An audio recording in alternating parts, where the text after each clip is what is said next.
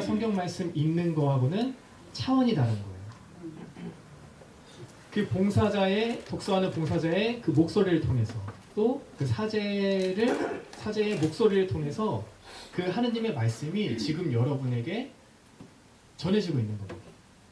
그냥 예전에 있던 어떤 뭐 책을 가져와서 뭐 소설책 읽듯이 그냥 좋은 얘기 전해주는 게 아니라 그 내용들을 통해서 하느님께서 여러분에게 말씀을 건네고 계시다는 거. 좀 어렵죠? 네.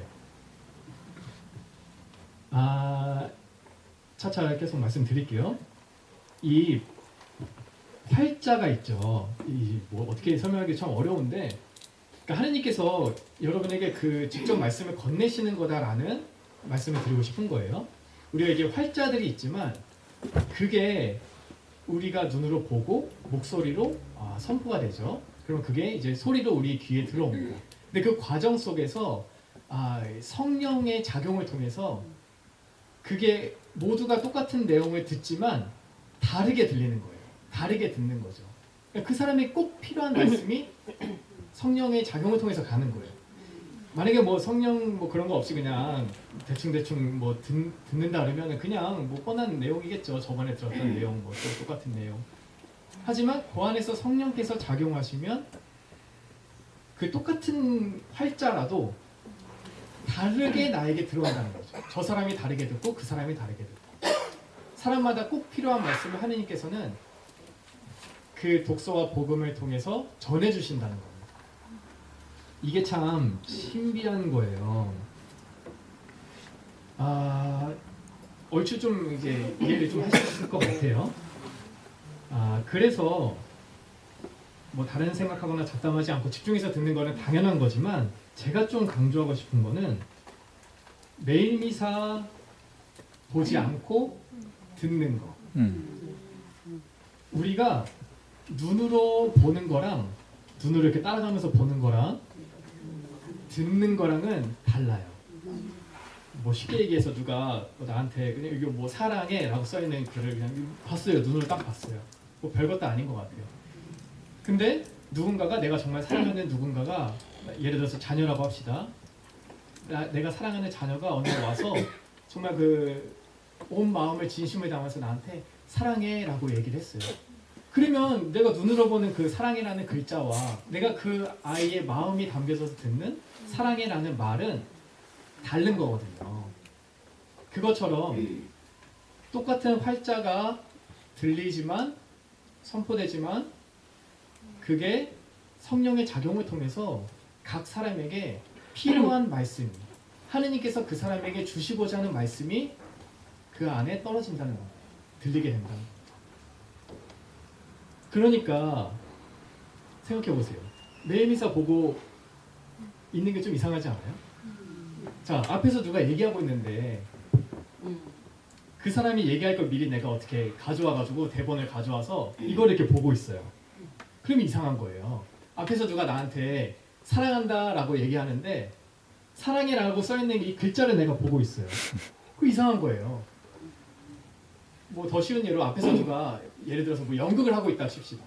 그 연극하는 사람 대본을 내가 미리 가져와서 그 사람 하는 걸 안 듣고 듣는 거에 집중하기보다는 눈으로 그냥 이거 보고 있어요. 대본을. 그럼 맞지 않는 거죠. 마찬가지로 하느님의 그 성령을 통해서 그 말씀이 우리에게 지금 들려오는 거거든요. 그러니까 그 듣는 거에 집중하는 게 이 전례 정신에 맞다? 저는 그렇게 생각합니다. 매일 미사는 보조적인 수단이에요. 예를 들어서 마이크가 뭐 안 좋아서 또는 내가 귀가 안 좋아서 잘 안 들린다. 그럴 때는 보조적으로 볼 수는 있어요. 집중하면서 볼 수는 있는데 처음부터 이것만 이게 보고 있는 거는 좀 맞지 않다. 하느님이 지금 어떤 말씀을 성령을 통해서 나에게 주시는지 그거에 집중을 해야 돼요. 근데 매일 미사를 또 활용하는 좋은 방법은 미리 읽어보는 거. 내가 그냥 처음 듣는 거랑 미리 읽어보고 이런 내용이구나 하고 듣으면 또 다르거든요. 그러니까 그런 용도로 매일 미사를 쓰는 거지 이거를 그냥 말씀을 앞에서 선포되고 있는데 그 눈으로만 보고 있는 거는 옳지 않다. 맞지 않다. 그렇게 알고 계시면 되고 그렇다고 누구 매임사 보고 있다고 막 네, 그 사람이 사정이 나름대로 있을 수 있는 거니까 안 들릴 수도 있고 그러니까요. 그래서 제가 앞서 말씀드렸지만 독서하는 분들 역할이 굉장히 중요해요. 신학교에서도 5학년 돼야 독서직을 겨우 받습니다. 독서직 받으면은 선배 학사님들이 치약을 선물해줘요. 독서 입냄새 안 나게 그냥 치약 선물해주고 그럽니다. 마태오복음 4장 4절 사람은 빵만으로 살지 않고 하느님의 입에서 나오는 모든 말씀으로 산다. 네. 사람은 빵만으로 살지 않고 하느님의 입에서 나오는 모든 말씀으로 산다. 우리 씨 뿌리는 사람의 비유가 있죠. 한국의 경우는 모종을 이렇게 해가지고 하나하나 심는 게 익숙하다고 그러는데 이스라엘 그때 당시 예수님 시대에는 이스라엘 사람들은 씨를 흩뿌렸대요. 그러니까 씨를 흩뿌리니까 어떤 거는 맨바닥에도 떨어지고 돌밭에도 떨어지고 어떤 거는 가시밭에도 떨어지고 근데 그 중에 어떤 것들은 좋은 땅에 떨어져서 30배, 60배, 100배의 열매를 맺는다는 말씀을 예수님께서 하셨죠. 씨 중에 이제 길에 떨어진 것들은 곧바로 사라졌다고 합니다. 그게 이제 뭐냐고 제자들이 물어보니까 말씀을 듣고도 깨닫지 못한 것들 곧바로 사라진다. 돌밭에 떨어진 것은 뿌리를 내리지 못해서 죽어버렸다고 그러죠. 그것은 뭐냐고 여쭤보니까 환난이나 박해에 걸려 넘어지는 그리고 가시덤불에 떨어진 것은 가시덤불이 뿌리를 내리긴 했지만 숨이 막혀서 죽어버렸다고 하죠. 그거는 세상 걱정이나 재물 유혹에 숨이 막혀서 그 씨앗이 피어내지 못하는 것. 네. 오직 좋은 땅에 떨어진 것만이 30배, 60배, 100배 열매를 맺는다. 말씀이 바로 그런 거예요. 이 말씀에 대한 얘기를 하면서 예수님이 씨 뿌린 사람 비유를 한 거죠. 말씀이 선포될 때 마치 흩뿌려지듯이 떨어집니다. 이렇게 다. 근데 어떤 사람에게는 그냥 사라져버리고 어떤 사람은 가시덤불처럼 뿌리는 내려도 숨이 막혀서 죽어버리고 어떤 것은 뿌리도 내리지 못하고 그냥 돌밭에 떨어진 것처럼 그냥 없어져 죽어버리고 네. 그러니까 받는 그 땅의 입장이 우리에겐 중요한 거예요. 평소에 내가 이제 좋은 땅으로 씨앗을 잘 받아들일 수 있는 말씀을 잘 받아들일 수 있는 좋은 땅을 가지고 있어야 그 말씀이 들어가서 뿌리를 내리고 싹을 틔우고 자라나서 열매를 맺겠죠. 그 열매를 맺은 사람만이 또 다른 사람에게 그 열매를 맛보여줄 수도 있어요. 그런 거 한번 또 생각해 보시면 좋겠습니다. 말씀을 귀로 듣고 마음에 머물도록 하고 마음에서 또 손으로 옮겨가게 하고 이 손으로 나의 선행으로 드러나게 하는 것도 중요합니다. 말씀이라는 거를 간직하는 것부터가 일단 첫 번째예요. 일단은 들어와서 이게 없어지지 않아야 뿌리를 내리든 뭐 싹을 틔우든 하잖아요. 그래서 말씀을 기억하는 것 자체가 굉장히 우리 저희 신학교 1학년 때 하는 훈련입니다. 그래서 베네딕토 수사님들이 많이 하죠. 렉시오 디비나라고 해서 마음에 와닿은 구절들을 이렇게 적어가지고 가져다니면서 틈틈이 이렇게 보고 저도 신학교 1학년 때 뿐만 아니라 그 이후에도 그렇게 많이 했었어요.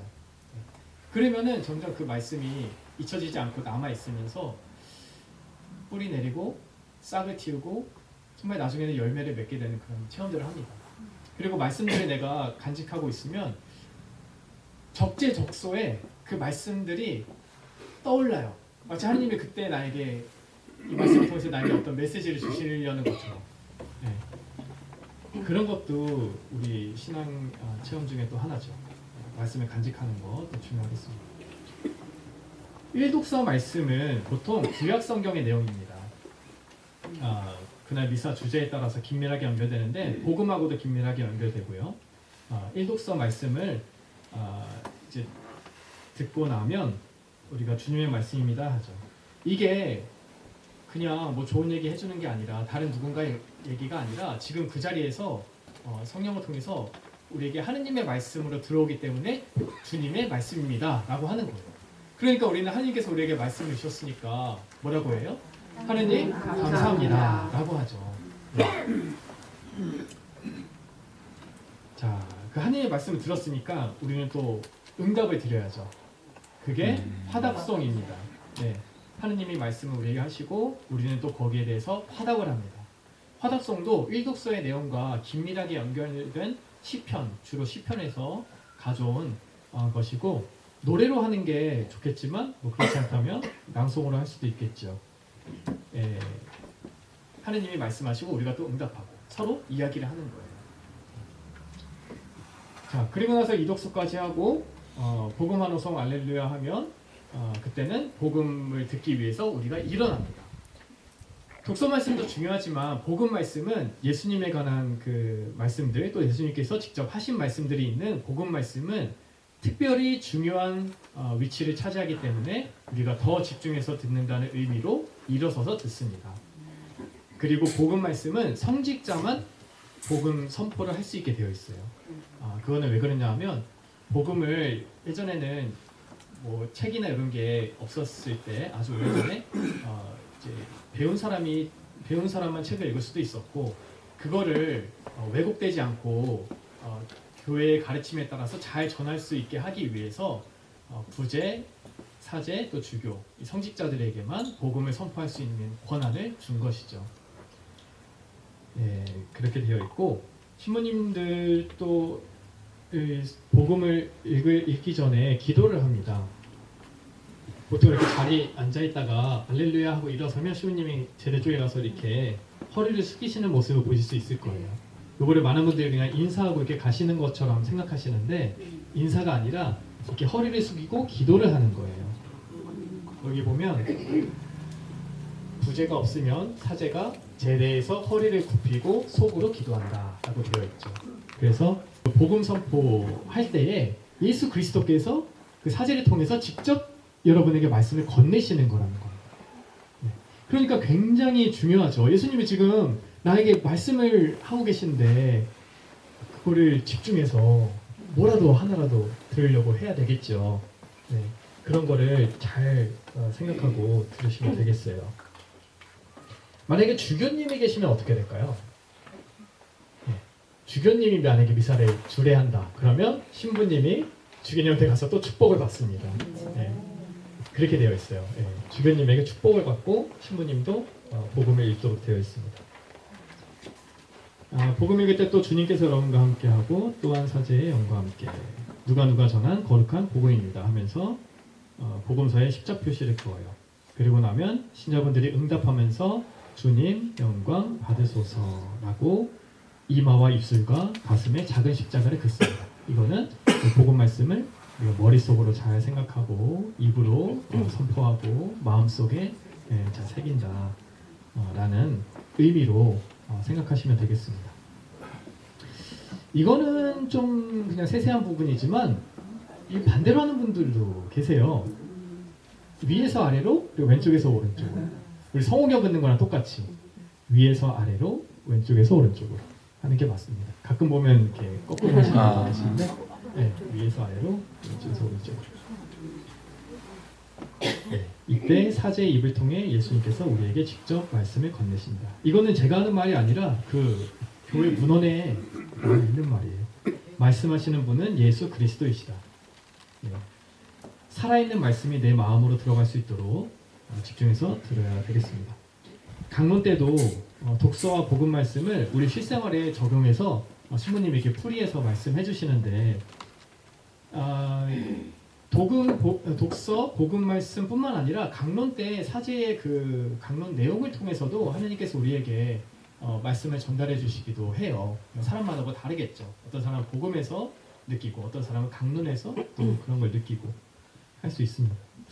저도 강론을 준비할 때 강론이 참 쉽지가 않아요. 이 짧은 시간 안에 또 이게 내가 하고 싶은 말을 한다기보다는 하느님께서 이번 주일에 우리 신자분들에게 어떤 말씀을 전하실까 이거를 고민하면서 해야 되죠. 그러니까 하느님에 대해서도 내가 잘 알아야 되고 우리 신자분들에 대해서도 잘 알아야 되고 그런 거예요. 강론할 때. 그러니까 저 같은 손님 신부는 이제 좋은 강론을 사실은 할 수가 없어요. 우리 신자분들에 대해서 잘 모르기 때문에. 그러니까 주인 신부님이 신자분들을 잘 아시기 때문에 그거를 더 잘 하실 수가 있는 거죠. 강론을. 근데 저도 본당에 있을 때 강론을 통해서 정말 그 꼭 필요한 사람들을 만날 때가 있어요. 뭐 많은 분들이 뭐 강론 잘 들었다고 또 해주시기도 하지만 정말 내가 그게 꼭 필요한 말씀이었다고 해주시는 분들도 계시고 그럴 때 정말 보람을 느끼는데 제가 좀 그렇게 소름 돋고 그럴 때는 미사 전에 고해성사를 하잖아요. 그러면 그분의 좀 사연을 듣게 돼요. 그러면 내가 그날 강론 때 하려고 했던 말인데 이게 그 사람에게 필요한 말이구나. 그렇게 할 때가 꽤 있어요. 그럼 저 혼자 그 안에서 소름 돋아가지고 소름 돋아가지고 아이고 이거 이 사람이 내가 고해 듣고 자기 얘기 강론 때 한다고 생각하면 어떡하지? 할 정도로 제가 미리 준비한 강론인데 그렇게 고해성사 때 사연을 들어보면 이 사람에게 이 말이 꼭 필요하구나 하고 저는 강론을 하고 신자분들이 정말 감명 받아서 저에게 또 잘 들었다고 해주시면 그때만큼 사제로서 기쁠 때가 없더라고요. 왜냐하면 하느님과 이 신자분들 사이를 제가 중간에서 다리 역할을 딱 한 거니까 그때가 정말 사제로서 너무 기뻐요. 네. 하느님이 하고자 하는 말씀도 내가 잘 캐치를 했고 그거를 그래도 잘 전달을 했고 그러면 이제 나중에 기도하러 가면 하느님 앞에서 좀 뿌듯하죠. 하느님이 잘했죠 이러면서 네. 자, 강론을 하고 나면 신앙 고백과 보편제한 기도가 있습니다. 그리고 복음 읽고 나서는 신부님께서 복음서에 인사하면서 이 복음의 말씀으로 저희 죄를 씻어주소서라고 또 기도를 합니다. 신앙 고백은 니케아 콘스탄티노폴리스 신경, 이 긴 거로 할 수도 있고 또 좀 짧은 사도 신경으로 할 수도 있어요. 니케아 콘스탄티노폴리스 신경은 초세기 때에 초기 3세기까지 있었던 박해 시대를 거치고 3세기 이후에 박해가 끝나면서 여러 가지 이단들이 나타나기 시작해서 거기에 대해서 전 세계에 있는 주교님들이 모여서 사도들의 후계자들이 모여서 공회를 통해서 우리의 신앙은 이것이다 라고 딱 못 박아서 정한 거죠. 그래서 중요한 내용들은 다 들어있습니다. 그래서 이것만 잘 알더라도 우리 신앙의 중요한 것들은 다 알 수가 있지요. 네, 그 다음에는 보편제한 기도는 말 그대로 개인적인 기도가 아니라 보편적인 내용의 지향으로 기도를 합니다. 첫 번째는 교회를 위하여 기도를 하게 되어 있어요. 보편교회 또는 뭐 교황님을 위해서 기도할 수도 있고요. 두 번째는 위정자, 정치인들, 세상을 다스리는 사람들을 위해서 또 온 세상의 구원을 위해서 기도를 하도록 되어 있고, 세 번째는 온갖 어려움으로 고통받는 이들 위해서 기도하고, 네 번째는 우리 공동체를 위해서 기도하도록 되어 있습니다. 이렇게까지가 말씀의 전례 끝입니다. 아이고, 그 강의가 좋으니까 시간 가는 줄 모르고 들으시죠? 그러니까요. 벌써 또 지금 시간이 좀 됐는데 좀 쉬고 가는 게 낫겠죠? 그냥 해요? 그냥 해요. 그냥 하고 빨리 끝내요. 하다 보면 길어져요. 뭐 바쁘신 분들은 가셔도 되고 편하게 들으세요. 그러면 성찬의 전례 하겠습니다. 성찬의 전례는 예물 준비, 감사기도, 영성체입니다. 우리가 모여서 하느님과 또 얘기를 나누고 했으니까 또 밥을 먹어야죠. 그러니까 성찬의 전례가 이어지게 됩니다. 성찬의 전례에서는 이렇게 나와 있어요. 총 지침에 최후의 만찬 때에 성체성사를 제정하셨는데 이를 통해 십자가의 희생제사가 교회 안에서 언제나 지속된다. 사제는 주님이신 그리스도를 대신하여 주님께서 스스로 행하셨고 제자들에게 맡기신 것을 그대로 재현한다. 근데 재현한다는 의미가 그냥 뭐 연극하듯이 한다는 게 아니라 실제 그 현재와 어떤 방식인지는 모르지만 어떤 방식으로 현재화가 돼서 그 십자가 사건이 지금 여기에서 일어나게 하는 것이라는 의미입니다. 여기에서 여성 사제직에 좀 어려움이 있어요. 그러니까 단순히 개신교와는 달라요. 개신교는 그냥 아무나 해도 돼. 아니 무슨 말을 이렇게 하면 개신교는 그러니까 여자가 하든 남자가 하든 상관이 없어요. 그냥 그거는 말씀의 전례 하는 거랑 똑같아요. 성찬의 전례 없이. 그냥 말씀의 전례 하는 거 개신교에서 그거 떡 떼가지고 그냥 그러니까 보이는 말씀만 막 하잖아요. 목사님의 설교가 더 중요하고. 근데 사제가 그냥 단순히 그냥 그걸 주례하는 그 사람으로 끝나는 게 아니라 예수 그리스도의 역할을 하는 거거든요. 근데 예수님은 남성이셨잖아요. 생물학적으로. 그러니까 이게 여성 사제가 한다? 그러면 조금 맞지 않는 거죠. 예. 거기에서 여성 사제직을 이게 우리가 또 2000년 동안 이어온 전통이 있기 때문에 예수님도 남자셨고 예수님이 12 제자들도 남자였고 그 후계자들도 남자들이 주로 됐죠. 아무래도 그 당시에 뭐 사회 문화적인 배경도 그런 역할을 했겠지만 남자들이 이어져 내려오다 보니까 또 예수님의 역할을 하는 거다 보니까 쉽사리 2000년 동안의 이 역사를 뒤집고 여성 사제직을 하자라고 쉽사리 할 수가 없는 거예요.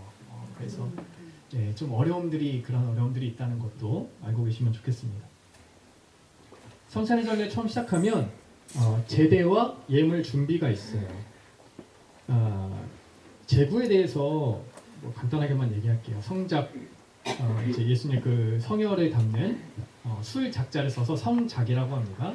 그리고 널찍한 것은 쟁반처럼 생긴 성반이라고 하고 그리고 그릇 합 성합이라고 합니다. 이거는 이제 성체에 담는 그릇 안에는 이렇게 이쁘게도 담겨 있고요. 그리고 요 주수 세트, 주수병, 포도주 그리고 물, 주수라고 해서 주수병이라고 합니다. 네. 그리고 성작이나 이런 제구들은 적어도 그 예수님의 몸과 피가 닿는 부분은 금으로 도금하게 되어 있어요. 규정이. 네. 그러니까 가장 귀중한 재료로 예수님의 그 몸과 피가 닿는 부분을 가장 귀중한 재료로 할 수 있도록 한 건데 예전에 어떤 시대에는 뭐 크리스탈 같은 게 더 엄청 귀중했던 때가 있대요. 그래서 크리스탈로 된 성작이나 그런 것도 있다고 합니다. 역사 속에서 사용했다고 합니다. 네, 꽤 이 신부님들은 보통 서품 받을 때 자기 성작을 이렇게 가지고 있어요. 네, 그래서 한국에서는 보통 그 분도회 외관에 있는 외관 그 분도회에서 거기 수사님들이 독일에서 이 기술을 잘 전수받아서 되게 잘 만듭니다. 꽤 비싸죠. 근데 이제 서품 받을 때 많은 분들이 또 후원해주시고 지원해주셔서 자기 성작으로 미사를 또 봉헌하게 됩니다. 제병은 한국의 경우에는 가르멜 수녀원에서 만든 거를 많이 써요. 뭐 미국의 경우는 또 다르겠죠. 그래서 수녀님들이 만든 100% 순수한 밀로 만든 제병을 사용하고 누룩이 들어있지 않습니다. 그리고 포도주 같은 경우는 경북 경산시에 그 주교회 소유의 포도밭이 있어요. 그래서 수확하기 전에 신부님이 이렇게 축복도 하시고 하셔서 100% 순수한 포도로 만든 다른 첨가물이 들어있지 않은 미사주를 이렇게 사용합니다. 한국에서는 그 마주왕 미사주라고 사용을 하죠. 네. 신자들이 처음에 여기 보면은 22항에 보면은 신자들은 미사 거행에 필요한 빵과 포도주를 봉헌하며 가난한 이들을 돕고 교회에 필요한 예물도 바치는 것이 좋다. 이렇게 신자들은 봉헌에 참여한다라고 되어 있습니다. 신자분들의 대표가 그러니까 봉사자분들이 뒤에서 빵과 포도주를 가지고 나오시죠. 이 부분이 중요합니다. 예전에는 초대 교회에서는 신자분들이 직접 빵과 포도주를 준비해서 가져왔을 거예요. 빵과 포도를 직접 집에서 해가지고 가져왔을 겁니다. 근데 시대가 변하면서 그렇게 직접 봉헌하던 게 이제 우리는 이제 화폐가 이제 등장하면서 우리는 화폐로 봉헌하고 그걸 가지고 빵과 포도주를 구입해서 미사를 거행하죠. 그러니까 겉으로 보이는 모습은 우리가 빵을 직접 포도주를 직접 봉헌하지는 않더라도 그 의미는 살아있는 겁니다. 그러니까 이 미사 때 거행하는 빵과 포도주가 뒤에서 신자분들이 가져오는 거, 이게 그냥 그냥 어디서 가져온 게 아니라 여러분들이 봉헌한 빵과 포도주예요. 네. 그러니까 여러분들이 또 헌금한 걸로 산 빵과 포도주니까 거기에 여러분들의 몫이 거기에 들어있는 거죠. 그러니까 이 신자분들 봉사자가 뒤에서 빵과 포도주를 봉헌하러 가져올 때 여러분들이 그 의미를 생각하는 거예요. 그리고 뭐 헌금을 봉헌할 때도 마찬가지입니다. 우리가 어른 신부님들이 꼭 어린아이여도 꼭 뭐 500원, 1000원짜리라도 꼭 봉헌하는 그거를 가르쳐야 된다라고 말씀하시네요. 왜냐하면은 그 돈 액수가 중요한 게 아니라 그 가운데로 이렇게 나와가지고 봉헌하는 거 그 행위에 우리의 그 봉헌한다는 의미가 담겨 있기 때문에 그래요. 그래서 이 빵과 포도주에 여러분의 삶이 거기에 담겨 있는 겁니다. 그 빵과 포도주에 여러분의 지난 한 주간 동안의 삶, 지난 한 주간 동안의 어려움들, 또 고민들, 또 지향들, 그런 것들을 그 빵과 포도주라는 형상 안에 담아서 하느님께, 예수님께 갖다 드리는 거예요. 그 의미를 잘 생각하셔야 돼요. 네. 그리고 헌금하는 거는 뭐 각자 알아서 뭐 하시면 되는 거죠. 참 돈 얘기하기 어렵다 그러잖아요. 손님들도 돈 얘기 잘 못하고 그래요.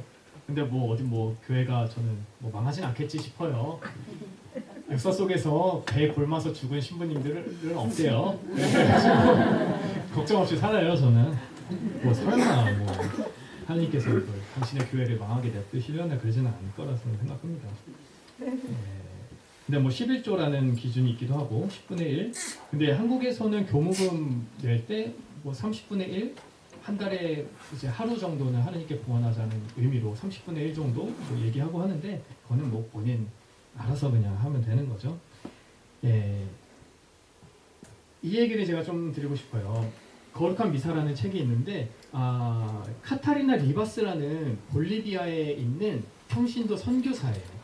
근데 이분이 신비 체험을 좀 많이 했어요. 교회에서 다 인준이 된 건데 뭐 오상도 생기고 지금도 살아계신 걸로 제가 알고 있는데 이분이 미사 때에 성모님 또 이제 천사들이 나타나서 미사에 대한 의미를 설명해주는 그런 환시 체험을 했어요. 그래서 그분이 쓴 글들을 한국어로 또 번역해서 거룩한 미사라는 책으로 카타리나의 증언이라는 제목으로 또 나와 있습니다.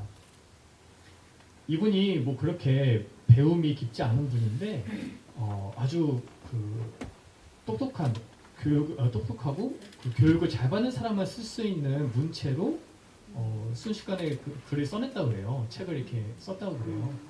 그래서 그런 어떤 신비 체험을 통해서 이 미사에 대한 얘기가 있는데 이때에 그 예물봉헌 시간대에 뒤에서 이렇게 봉헌할 때 그때 이 천사가 나타나는 그런 모습을 봤다고 합니다. 제가 좀 설명을 드릴게요. 미사 때 일어나는 일들을 실제로 눈으로 보았는데 이 예물봉헌 때에 각 사람의 뭐 이렇게 옆구리 같은 데서 뭐가 이렇게 나오는 걸 봤대요. 수호천사가 이렇게 나오더래요. 그 수호천사가 그 사람의 희생제물과 청원을 이제 가지고 나가는 걸 봤다고 합니다. 근데 어떤 천사는 금빛 대접 같은 걸 들고 나가고 그랬는데 그걸 물어보니까 그 수호천사의 그 사람은 미사의 의미를 참으로 알고 주님께 희생제물로 바칠 것이 있는 사람. 그러니까 한 주간 동안 희생을 실천하면서 미사의 참된 의미를 알고 참여하는 사람들이죠. 그리고 또 뒤에 보니까 아무것도 들고 있지 않은 천사가 있었대요. 빈손으로 나가는 천사. 그들은 아무것도 희생하지 않은 사람들의 수호천사였다라고 설명해 주었고 또 보니까 아주 슬픈 표정으로 나온 천사들이 있었다고 합니다. 그 수호천사들의 사람들은 이 미사에 있기 싫은 사람들의 수호천사였다. 그 천사들의 광경이 아름다웠는데 제대 앞에 와서 예물을 놓고는 사라졌다고 한다 라고 되어 있습니다. 이거를 토대로 만든 애니메이션도 있어요. 예물봉헌 시간이에요. 천사가 이렇게 나와서 이제 그 사람에게서 이렇게 가져가죠. 그 사람의 희생과 청원 것들. 이때 우리는 당신들의 기도와 봉헌을 주님께로 가져가지. 저 천사들은 왜 아무것도 가지고 가지 않나요? 저들이 보살피는 사람들이 아무것도 청하지 않았기 때문이지. 미사에 집중하지 않았거나 단지 의무를 지키기 위해 마지못해 온 사람들이지. 그들의 천사들은 하느님께 가져갈 게 아무것도 없어. 천사들의 표정이 저렇게 어렵구나. 그럼 어떻게 해요? 잘해야겠죠.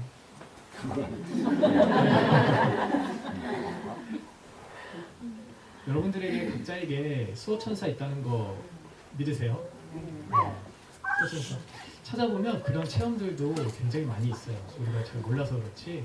수호천사 갑자기 뭐 위험한 순간에 나타나서 구해줬는데 갑자기 사라졌어 그랬다든지 그런 것들. 신비한 게 참 많이 있습니다. 정리해보면 여러분들은 이 빵과 포도주 그 예물을 봉헌하면서 자신의 삶과 한 주간의 희생들, 또 선행들, 개인적인 청원들, 온갖 고통, 고민들, 모든 수고로움들, 나의 기도 지향들 이거를 빵과 포도주에 담아서 봉헌을 하는 겁니다. 예물 준비 기도의 그 의미가 잘 드러나죠. 예물 준비 기도. 여러분들이 봉헌하실 때 헌금 내시면서 성가를 막 부르고 계실 때 사제가 이렇게 기도해요. 여기 온누리의 주 하느님 찬미 받으소서. 주님의 너그러우신 은혜로 저희가 땅을 일구어 얻은 이 빵을 주님께 바치오니 생명의 양식이 되게 하소서. 저는 이 부분이 참 감동스러워요. 네. 이제 사제가 여러분들이 봉헌한 빵을 내 손에 들고 하느님께 기도드리는 거예요. 오늘의 주 하느님 찬미 받으소서. 주님의 너그러우신 은혜로 저희가 어렵고 힘들고 고생스러웠지만 이 주님의 은혜로 저희가 땅을 열심히 일구어서 얻은 이 빵을 주님께 바치오니 이게 우리의 생명의 양식이 되게 해주소서 라고 기도하는 거예요. 그리고 저는 사실 이때 굉장히 무거운 책임감을 느껴요. 이게 그냥 단순히 빵이 아니라 여러분들의 삶이 여기에 담겨 있는 거죠.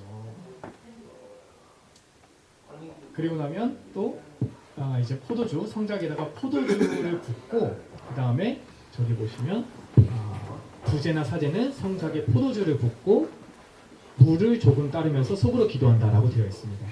그래서 포도주를 붓고 물을 조금 따라요. 그러면서 이 물과 술이 하나 되듯이 인성을 취하신 그리스도의 신성에 저희도 참여하게 하소서라고 기도를 합니다.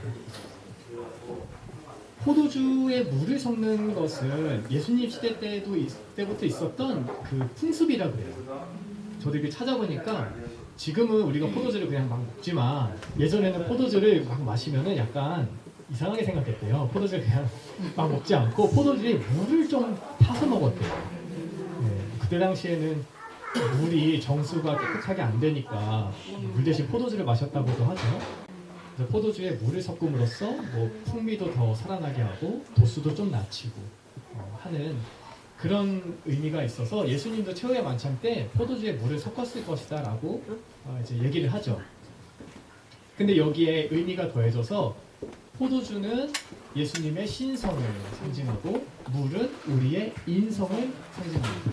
그래서 우리가 그걸 섞으면서 사제가 섞으면서 이 물과 술이 하나 되듯이 우리의 인성을 취하신 그리스도의 신성. 네, 그리스도는 신성을 가지고 계셨지만 인간이 되셨죠. 그래서 인성을 취하셨어요.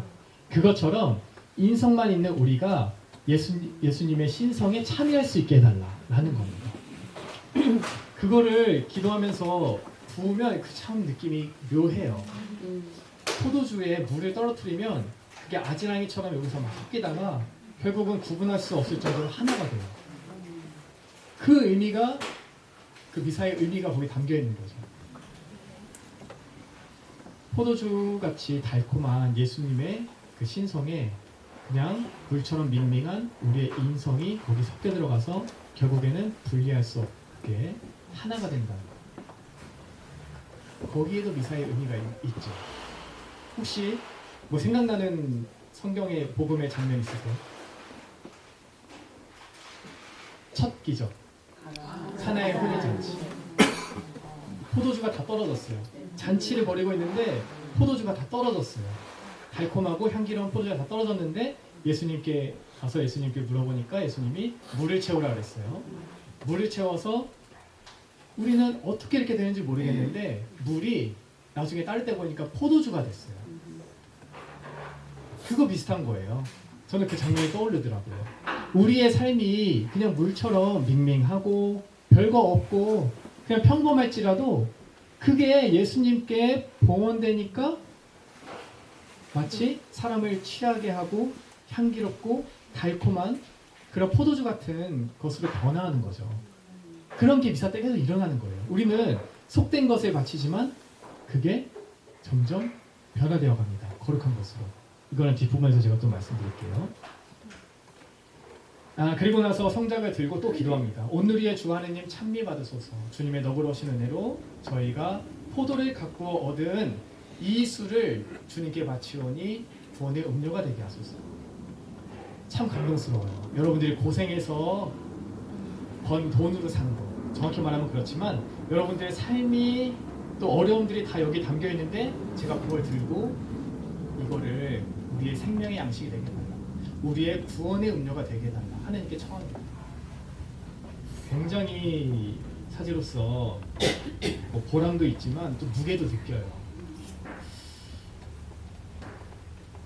제가 좀 늦어져도 괜찮죠? 네.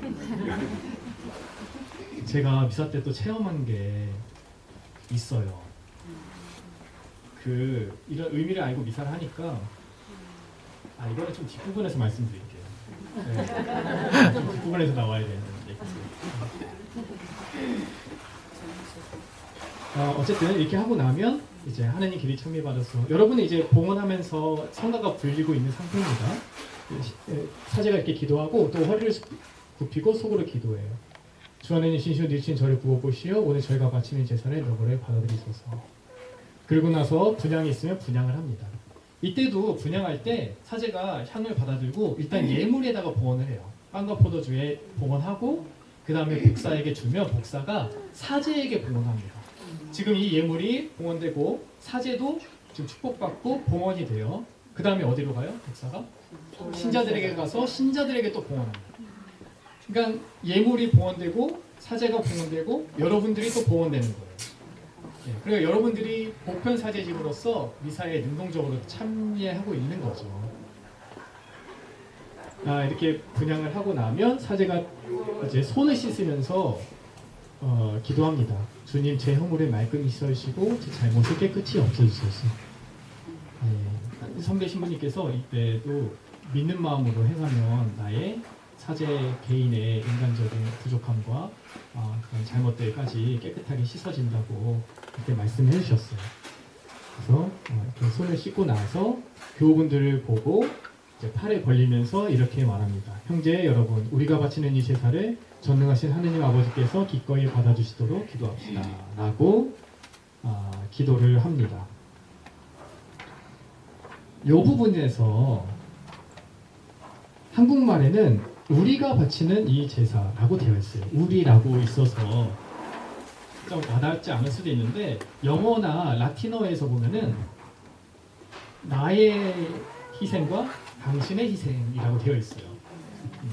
그러니까 영어로 보면 Pray, brethren, that my sacrifice and yours may be acceptable to God, the Almighty Father 이라고 되어 있죠.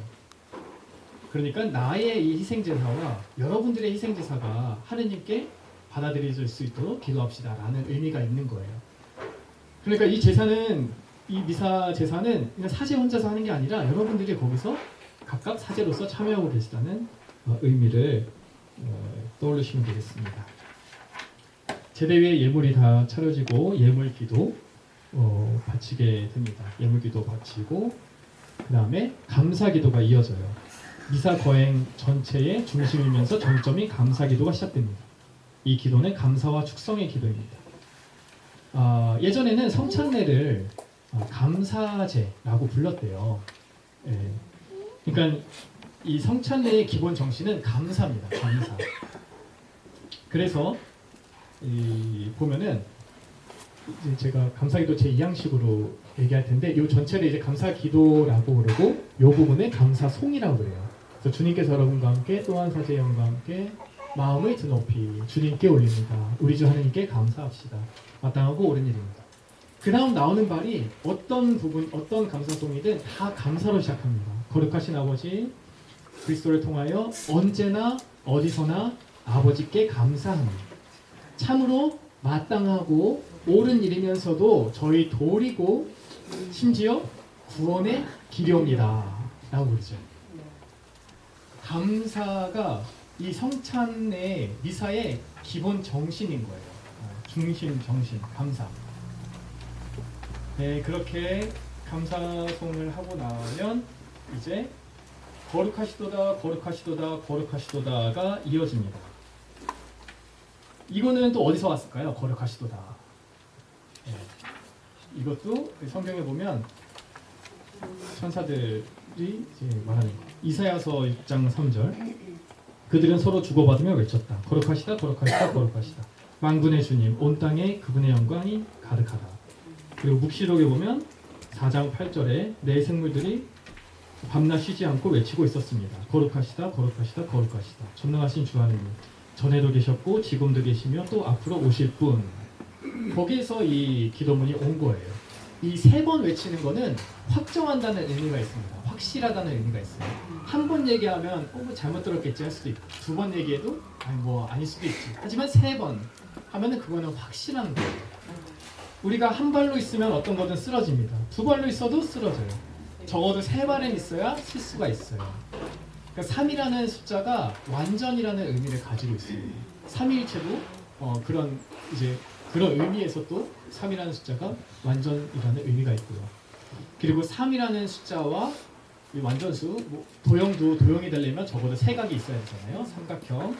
거기에 동서남북 네 방이 이 온 세계를 뜻하는 4라는 숫자가 또 완전수예요. 더해져서 7.